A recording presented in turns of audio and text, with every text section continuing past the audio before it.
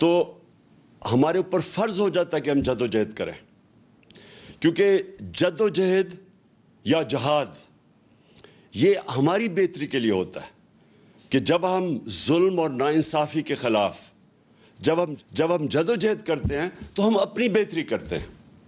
اور 3 قسم کی جہاد ہے، ایک تو ہتھیاروں کی ہے، ایک جو سب سے کمزور، اب دل میں کئی لوگ سوچتے ہیں کہ ظلم ہو رہا ہے لیکن کچھ نہیں کرتے، دل میں کڑتے ہیں، لیکن یہ جو دوسری جہاد ہے یہ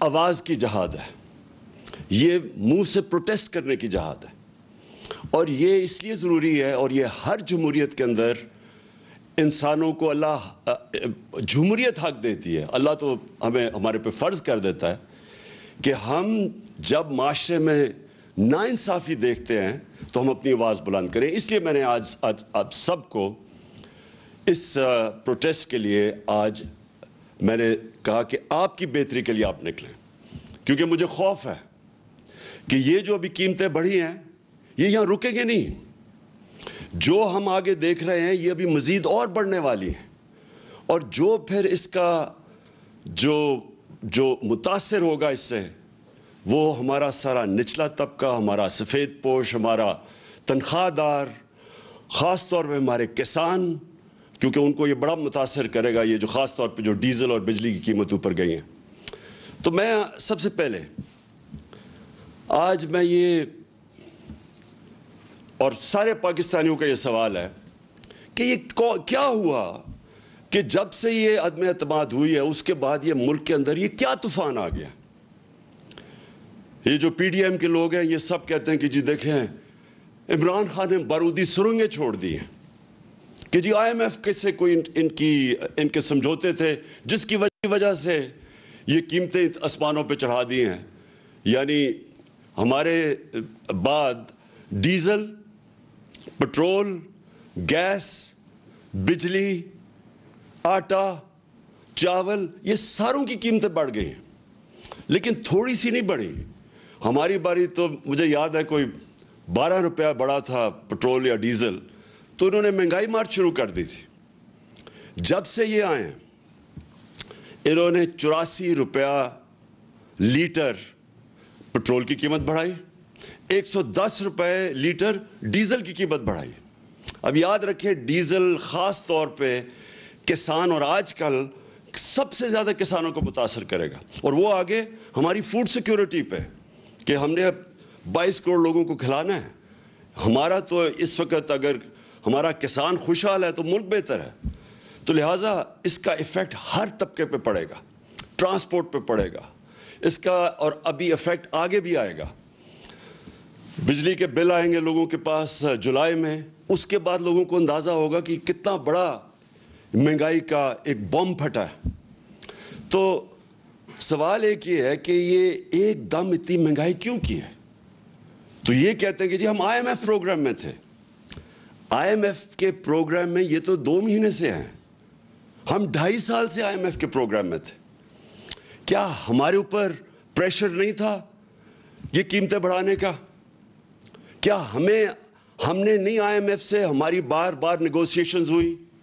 کیا ہم نے اپنے لوگوں کے مفادات کی حفاظت نہیں کی؟ اور یہ کیوں نہیں کر سکتے؟ کیا ہمیں جب انہوں نے کہا تھا کہ پٹرول اور ڈیزل کی قیمت بڑھاؤ تو ہم نے 10 روپے کم کی تھی؟ کیسے کی تھی؟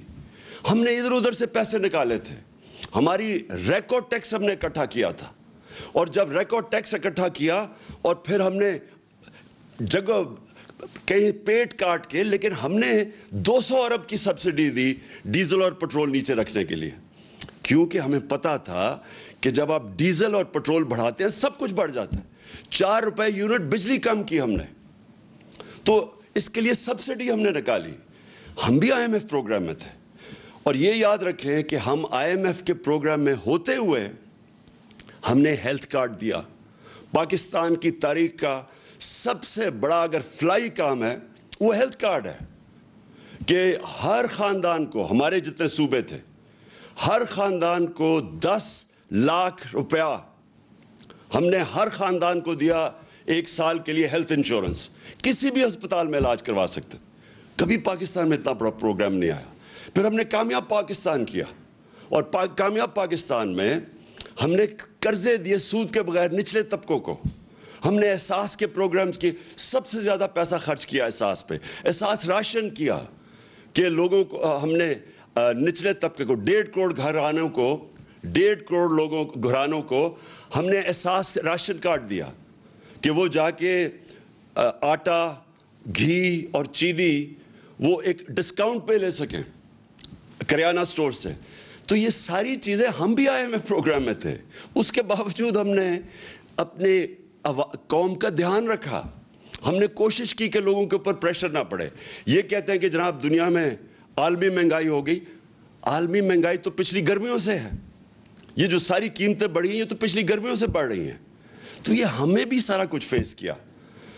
کہنے کا مقصد یہ ہے کہ آج یہ کیا اتنا بڑا طوفان آیا کہ ہماری مہنگائی بھی اسمانوں پہ چلی گئی اور مزید اور جانی ہے. اور اس کے بعد جو ہماری معیشت ہے، جو نقصان ادھر ہو رہا ہے. یہ جب کہتے ہیں کہ جی ہمیں بڑا مشکل برا پاکستان ملا، برا تو ہمیں ملا تھا مشکل وقت. یہ چھوڑ کے گئے تھے جو اصل بارودی سرنگ تھی، اس کو کہتے ہیں کرنٹ اکاؤنٹ ڈیفیسٹ، بیرونی خسارہ، کیونکہ وہ ڈالرز کے اندر خسارہ ہوتا ہے. پاکستان کی تاریخ کا یہ سب سے بڑا خسارہ چھوڑ کے گئے تھے، 20 ارب ڈالر. اس کے باوجود تیسرے سال میں ہم بالکل خسارہ کم کر چکے تھے، اور خسارہ بھی کم کیا، اور 5.6% پہ ہماری اکانومی بڑھ رہی تھی. اور یہ یاد رکھیں کہ یہ کرونا کا سال تھا، اور اس سے جو 2 سال کرونا کے تھے، دوسرا اور تیسرا ہمارا سال کرونا کا سال تھا. اور کرونا کے باوجود 5.6% پہ پاکستان بڑھا، جب ہندوستان -7% پہ چلا گیا. ان کی گروتھ، ان کی دولت میں بجائے اضافہ ہونے کے نیگیٹو میں گیا. اس دور میں جس طرح پاکستان نے سب سے، یہ صدی میں ایک دفعہ اتنا بڑا بحران آتا ہے جو کرونا کا ساری دنیا میں عذاب آیا، تو پاکستان وہ ملک تھا چند ملکوں میں سے جس نے سب سے بہترین طریقے سے اپنے لوگوں کو بچایا، غریبوں کو بچایا، اپنی معیشت کو بچایا. اور اس میں آج خاص طور پہ پھر سے، میں پہلے بھی کہہ چکا ہوں کہ میں آج خراج تحسین پیش کرنا چاہتا ہوں ہماری NCOC جو ہم نے سٹرکچر بنایا تھا، جس کو اسد عمر اس کے لیڈ کر رہے تھے، جس میں سارے پاکستان کے ادارے تھے، سب نے اپنا کام کیا، جس میں پاکستانی فوج بھی تھی. اور جس طرح ابھی جو ہمارا فیٹف میں سے ہم نکلے ہیں، فیٹف کے اندر بھی سب نے مل کے، ایک ملک نے مل کے لڑا تھا، جس میں سارے ادارے، جس میں حماد نے لیڈ کیا تھا، جس میں سارے ادارے تھے، جس میں پوری کوشش کی کہ بلکہ پرائیویٹ لوگ بھی تھے، جس میں پاکستانی فوج بھی تھی. سب نے مل کے اتنے بڑے ایشوز ہمارے دور میں ریزالو ہوئے. اسی دور میں جب ہم IMF میں تھے، اسی دور میں جب عالمی بحران تھا، ایک قوم بن کے ہم اس سے نکلے تھے. یہ جو آج پھنسے ہوئے ہیں، یہ جو آج ہماری ساری جو اتنی مشکلوں سے ملک کو ہم نکول کے یہاں لے کے آئے تھے، آج مہنگائی کے علاوہ جو ہماری معیشت ہے خطرے میں ہے. موڈیز کے اندر جو کریڈٹ ریٹنگ کرتا ہے کہ ایک ملک کی کریڈٹ ریٹنگ انہوں نے مائنس میں ڈاؤن گریڈ کر دیا ہے. اس کا کیا مطلب ہے؟ پاکستان کو قرضے نہیں ملیں گے. اگر قرضے ملیں گے تو بہت مہنگے قرضے ملیں گے. اور یہ دوسری چیز، وابڈا کی ریٹنگ ایسی تھی کہ وہ خود انٹرنیشنل لونز لے سکتی تھی. اب جب سے یہ آئے ہیں اس کی بھی ریٹنگ ڈاؤن گریڈ کر دی ہے. اس کا مطلب کہ وابڈا کو وہ لونز نہیں ملیں گے، اور اگر ملے تو بہت مہنگے ملیں گے. اس کا مطلب جو 10 ڈیمز جو ہمارے دور میں شروع کی ہوئی ہیں وہ اب خطرے میں چلی جائیں گی، کیونکہ اگر پیسہ قرضے نہ ملے تو یہ کیسے پورے ہوں گے. تو میرا سوال یہ ہے کہ جب یہ ملک ترقی بھی کر رہا تھا، اس کی 5.6% تیسرے سال میں اور 6% چوتھے سال میں جب اس کی اکانومی گرو کر رہی تھی، دولت میں اضافہ ہو رہا تھا، جب ریکارڈ ہم ٹیکس اکٹھے کر رہے تھے، وہ بھی ایک وجہ ہے کہ ہم پیسے نکال سکے عوام کے اوپر بوجھ کم کرنے کے، سبسیڈائز کرنے کے لیے. ریکارڈ 6.2 ٹریلین یعنی 6,200 अरब रुपए का हमने टैक्स इकट्ठा किया, पाकिस्तान की तारीख में सबसे ज़्यादा। और इसी दौर में सबसे ज़्यादा पाकिस्तानी ओवरसीज़ बैरून मुल्क पाकिस्तान रिमिटेंसेस हमें भेजी, 31 अरब डॉलर की, 32 अरब डॉलर की हमारी एक्सपोर्ट्स थी। और जो हमारी फसलें थी, जो हमारा एग्रीकल्चर ट्रांसफॉर्मेशन प्लान था, उसकी वजह से जो किसानों के पास पैसा गया, जो हमने उनकी मदद की, रिकॉर्ड फसलें हुई हमारे पास। 4.4% पे हमारा ज़राअत हमारी आगे बढ़ रही थी। तो इस वक्त क्या हुआ कि आज सारा कुछ नीचे जा रहा है। और वो हुआ क्या, मैं आज आप सबको यहाँ बताना चाहता हूँ कि हुआ क्या। हुआ ये कि एक साजिश हुई अमेरिका से, एक साजिश जिससे यहाँ मीर जाफ़र और मीर सादक उनके साथ मिले। उसके बाद उन्होंने प्लान किया हमारी गवर्नमेंट गिराने का। उससे जो सियासत के अंदर, जो मुल्क के अंदर सियासी माहौल था, वो गैर यकीनी हो गया, पॉलिटिकल अनसर्टेनिटी हो गई। उसका इफेक्ट पड़ा माइशत के ऊपर। मैंने जाके न्यूट्रल्स को, मैंने उनको समझाया कि देखें, अगर ये साजिश हो रही है, बड़ा अच्छा आप न्यूट्रल रहें, लेकिन ये जो साजिश हो रही है, अगर इस वक्त गवर्नमेंट को गिरा दिया गया इस साजिश के तहत, तो ये इनसे संभाला नहीं जाएगा। हमने बड़ी मुश्किल से यहाँ तक आए हैं। ये बड़ी मुश्किल से कोरोना से निकल के जो कमोडिटी सुपर साइकिल था, ये जो जब यूक्रेन में गया रूस और जो जंग हुई, तो उसकी वजह से जो असरात थे, बड़ी मुश्किल से हमारी माशत यहाँ खड़ी थी। तो मैंने तब उनको बताया, फिर शौकत तरीन को कहा कि उनको बताओ कि ये वक्त नहीं है इस मुल्क के अंदर ये साजिश को कामयाब होने देने, क्योंकि इसका डायरेक्ट असर पड़ेगा हमारी माशत के ऊपर। और मुझे अफसोस से कहना पड़ता है कि वो टाइम था कि इस साजिश को नाकाम करने का, क्योंकि हमें पता था कि ना इन लोगों के पास काबिलियत है, ना इनके पास अहलियत है, और इनका मकसद ही आने का कुछ और है। इनका मकसद इस मुल्क की ना महंगाई कम करने के लिए, ना इनका मकसद इस मुल्क की रिफॉर्म्स करने का था, इकोनॉमी ठीक करने का था। इनका तो मकसद ही कुछ और था। और वो जो मकसद था, मैं बड़ा शुक्रगुजार हूँ इनके वज़ीर दस्तगीर का, खुरम दस्तगीर का, जिसने टीवी प्रोग्राम पे कह दिया। उसने कहा हमें तो सिर्फ ये था, उसने दो चीज़ें कही। उसने कहा एक तो हमें डर लगा हुआ था कि अगर ये रह गया, इसने जजेस और डाल देने थे, और इसने हमारे जितने लीडर थे उन्होंने जेलों में चले जाना था, जिसमें शहबाज शरीफ ने भी चले जाना था। तो पहला तो मेरा सवाल ये है कि क्या यहाँ की अदालतें आज़ाद नहीं हैं? क्या यहाँ की जो अदालतें हैं, इसमें कोई हमारी इंटरफेरेंस हुई है आज तक? हम तो वो ज़माना नहीं कि हम टेलीफोन कर रहे हैं कि जस्टिस क्यूम जी हमें केस में ये रिज़ल्ट चाहिए। हमने तो सुप्रीम कोर्ट के ऊपर कभी सोचा नहीं हमला करने का। हमने किसी अदारे को, हमने आज तक हमने अदारों को चलने दिया। नैब का इदारा जो चला है, मैं बता दूं आज कि नैब ने कुछ 280 अरब रुपया अपने सारे कोई 18 साल में इकट्ठा किया था। हमारे 3 सालों में उन्होंने 480 अरब रुपया इकट्ठा किया, क्योंकि हमने मुदाखलत किसी में नहीं की। तो मैं जो आज सवाल पूछता हूँ कि ये जो खुरम दस्तगीर ने बात की है, इससे ये वाज़ेह होता है कि इनका तो मकसद था ही नहीं और कुछ स्वाय NRO 2 लेने का। इनका तो मकसद ये कि था, इसीलिए ये सारी जदोजहद थी। 3.5 साल से ये बार बार जो ब्लैकमेल मुझे किया जा रहा था, ये तो सिर्फ चाहते थे NRO, दूसरा NRO। याद रखिए, इनको पहला NRO मिल चुका है। इनको मिला, जनरल मुशर्रफ ने NRO दिया, जो सारी इनके करप्शन केसेस थे। 2-2 दफ़ा इनकी हुकूमतें गई करप्शन पे 90 की दिहाई में। तो जो सारे इनके करप्शन के केसेस थे, वो सब जनरल मुशर्रफ ने माफ़ कर दिए थे। ये जो है, ये NRO 2 है। ये इन्होंने 10 सालों में जो चोरी की थी, ये 95% जो केसेस हैं, ये सारे इनके दौर के हैं। ये इनके जो 10 साल थे, उनके दौर के केसेस बने हुए हैं। और अब इन्होंने क्या किया? इन्होंने जो कानून लेके आए हैं नैब की अमेंडमेंट्स का, मैं आज आप सारी कौम को ये बताना चाहता हूँ।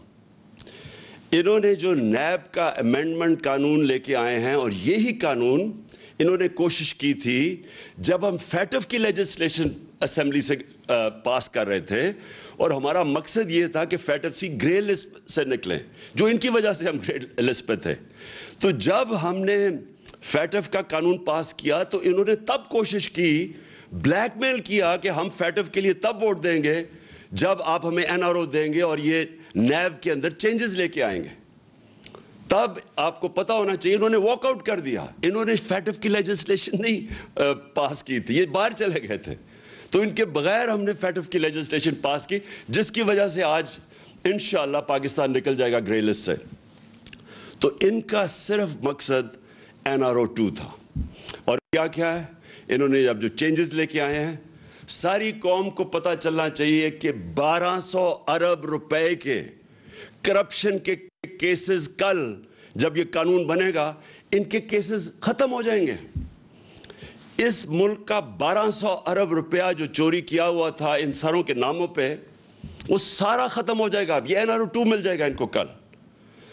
اب سوال یہ ہے کہ یہ جب کہتے کہ جی ہم بے بس ہیں, میرا ان سے سوال یہ ہے کہ اگر آپ سنسیئر ہیں اس ملک سے تو کیا آپ کو یہ جو 1200 ارب ہے اس میں سے اگر آپ یہ معاف کروا رہے ہیں, سوچیں یہ اس کا 400 ارب آ جائے تو ہم پھر بجلی کی قیمت نہیں چلا سکتے. اور پھر میں ان سے سوال پوچھتا ہوں کہ جب ہم نے روس سے بات شروع کر دی تھی تیل کی, اگر آپ کو فکر تھی اس قوم کی اور آپ سارا وقت 3.5 سال سے مہنگائی کی بات کرتے تھے, تو اگر آپ نے مہنگائی کم کرنی تھی تو آپ نے کیوں نہیں 2 مہینے ہو گئے, کیوں نہیں آپ نے روس سے تیل کی بات کی؟ کیونکہ آپ امریکہ کے غلام ہیں, امریکہ کی اجازت نہیں ملتی.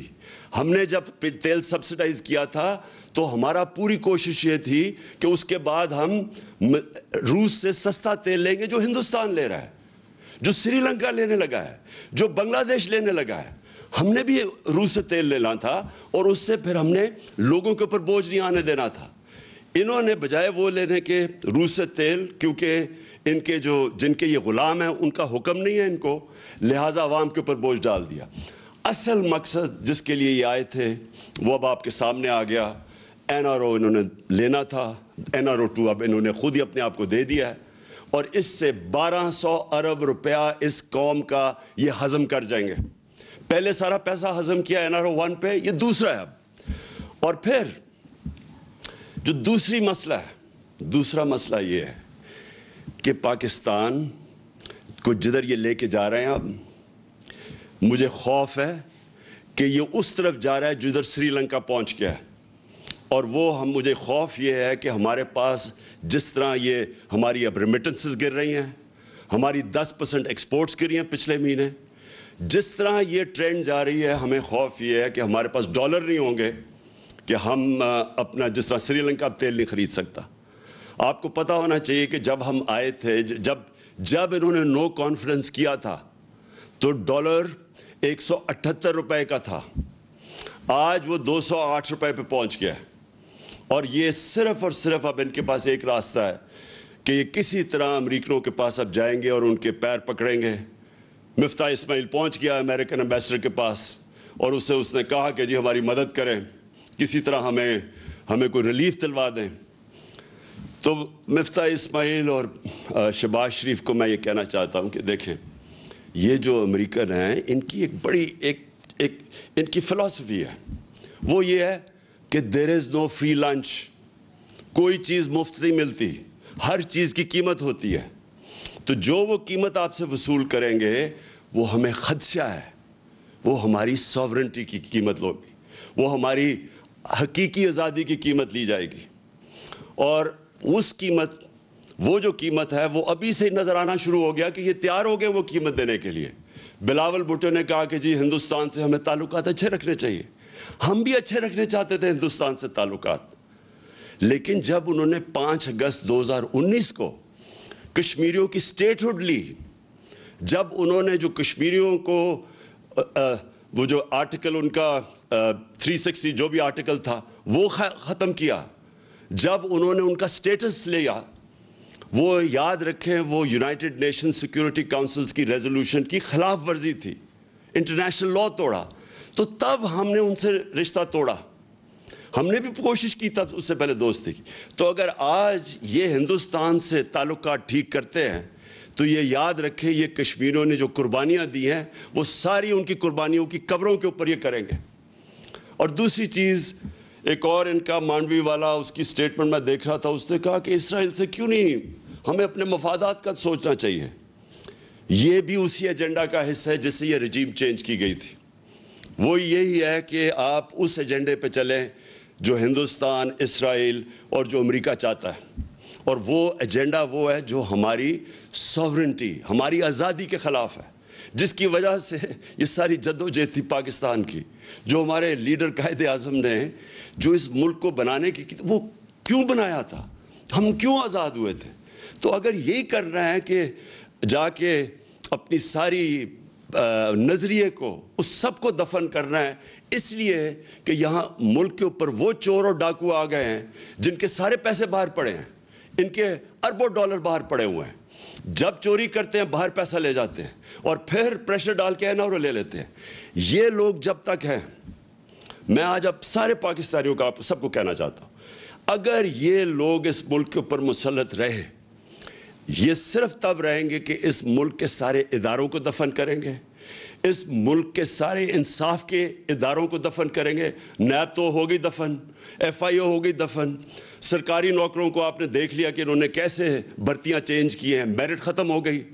جو انہوں نے پولیس کا استعمال کیا آپ کے سامنے ہے کہ جس طرح انہوں نے پولیس سے ظلم کروایا, جس طرح کی ایف آئی آرز کٹوائی, ہمارے اوپر بلاسفمی کے کیس کر دیے. کبھی ریاست اپنی شہریوں پہ بلاسفمی کا کیس نہیں کرتی, یہ انہوں نے کر دیا.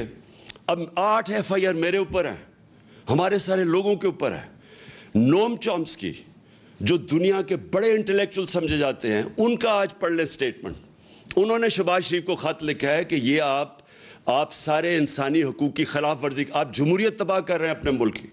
اور یہ رہ گئے تو یہ جمہوریت, ایک جمہوریت کا جتنا بھی جس کے اوپر جمہوریت کھڑی ہوئی ہے سب ختم کریں گے. یہ جو جس طرف جا رہے ہیں, الیکشن کمیشن کو انہوں نے ساتھ ملایا ہے. پنجاب کے اندر جو الیکشن ہے وہ ابھی جو بائی الیکشنز ہیں, ابھی سے ہی میچ فکس کرنے کی ساری تیاریاں ہیں. ہمیں ساری خبریں آ رہی ہیں پولیس کا جو استعمال کریں گے اور کر رہے ہیں. ابھی ہمارا کل ایک ہمارے جو الیکشن لڑ رہا تھا اس کے بیٹے کو گولی لگی, وہ آج ہاسپٹل میں ہے اور اس کے سارے گھر والوں کے اوپر ایف آئی آرز کاٹ دی. تو یہ ہمیشہ یہ جب ایک کرپٹ ٹولے کو اوپر بٹھائیں گے جو کہ 30 سال سے یہ دونوں خاندان اس ملک پہ ہیں, انہوں نے ہمیشہ جو پہلے کرتے ہیں وہی کرنا ہے. اب تو جمہوریت سب سے پہلے اس کا نقصان ہوگا. انہوں نے اخبار والوں کے, صحافیوں کے اوپر, سوشل میڈیا کے اوپر جو کریک ڈاؤن ہے یہ کبھی پاکستان میں نہیں ہوا. جس طرح انہوں نے اینکرز کے اوپر ایف آئی آرز کاٹی ہوئی ہیں, اور ان چیزوں پہ, چھوٹی چھوٹی چیزوں پہ اس وقت خوف پھیلایا جا رہا ہے. تو جو یہ راستہ پکڑا ہوا ہے, میں آج آخر میں ساری قوم کو کہنا چاہتا ہوں کہ دیکھیں یہ صرف ایک طرح یہ اس ملک کے اوپر مسلط رہیں گے, اور وہ خوف طاری کر کے. یہ جو خوف ہے یہ ایک سب سے بڑا بت ہے. میں بار بار اپنی قوم کو ایک چیز سمجھاتا ہوں کہ لا الہ الا اللہ, کوئی خدا نہیں ہے سوائے اللہ کے. یہ جو ایک خوف کا بت ہے, یہ اس طرح کے لوگ جو کرپٹ لوگ ہیں, جن کی ہمیں ساری تاریخ پتہ ہے, باہر بیٹھے ہوئے ان کے لیڈرز, پیسے باہر بیٹھے ہوئے ہیں, وہاں سے بیٹھ کے اس ملک کو کنٹرول کر رہے ہیں. اور جدھر ان کے پیسے پڑے ہوئے ہیں وہ ان ملکوں سے ہی کنٹرول ہو رہے ہیں.